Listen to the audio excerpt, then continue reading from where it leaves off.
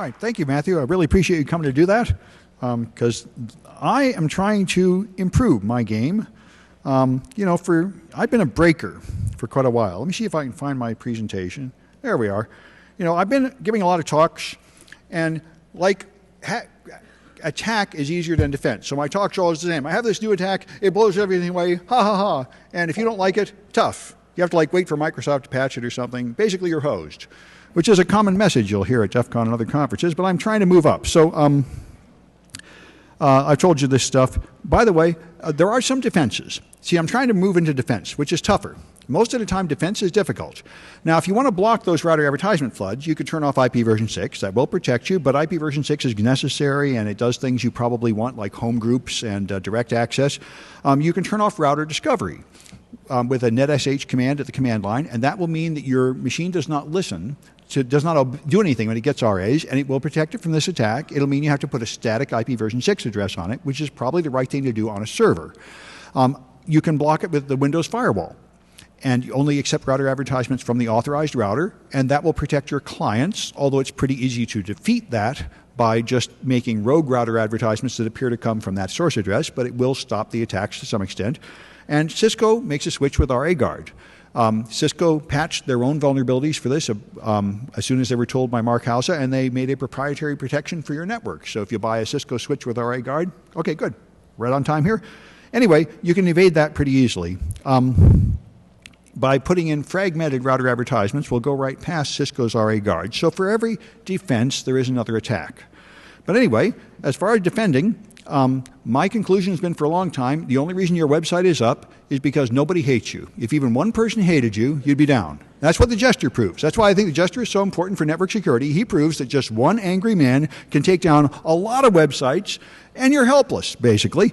Now, it's not entirely true that you're helpless, but the defense seems to be a little difficult to put in. I tried playing with some defenses. You can use mod security. Now, in a laboratory condition, mod security's latest version has an anti-layer 7 DoS feature, but all it does is stop too many connections from the same IP address, so it will save you from a test on your network with that OWASP tool, but it won't stop the Jester because he goes through Tor or some similar network, and all the attack packets come from different networks.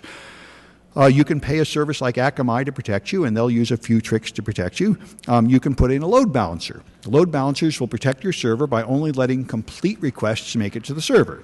But the load balancer itself will go down if you throw in enough traffic. It's a defense, but it's not a perfect defense. It took something like 4 times as many packets to free the load balancer in my test, so it's something.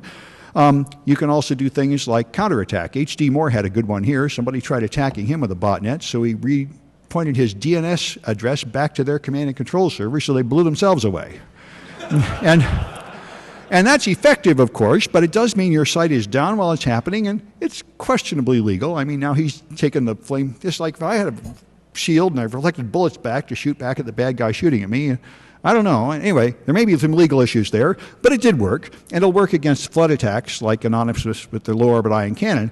But I was very pleased to observe Cloudflare here, because I have the same talk I give everywhere. There's this horrible attack. There's not much you can do. And now I'm contacting people out of the blue that have vulnerabilities exposed on Pastebin to try to get them to fix their stuff. And they're typically small businesses that don't know much, that don't have any security team. And I can't tell them to purchase and implement a extra server to protect your server. But what I could tell them to do is just use Cloudflare, which is a free service. And that's not too hard to do, and it really will protect you. And I was very pleased to observe that it really stopped the Jester. The Jester really wants to take him down, and he really can't. It's the first thing I've seen that would do that you could easily deploy without, having an expensive network security team. So I'm going to be playing with it with my students next semester. We're going to be setting up all these defenses and trying to blast through them and trying to make them good and strong. Defense is much harder than attack. Anyway, I guess that's it. Did anybody actually get murdered here, Ryan? What's that? Ask them. Yeah. Did anybody's machine actually go down from attacking his network? Anybody want to talk about it? No volunteers. Well, when you volunteer to ruin machines up here, you don't get too many volunteers. Okay, fair enough. So I guess that's it. I'll see you next year. Oh, there's a Q&A room.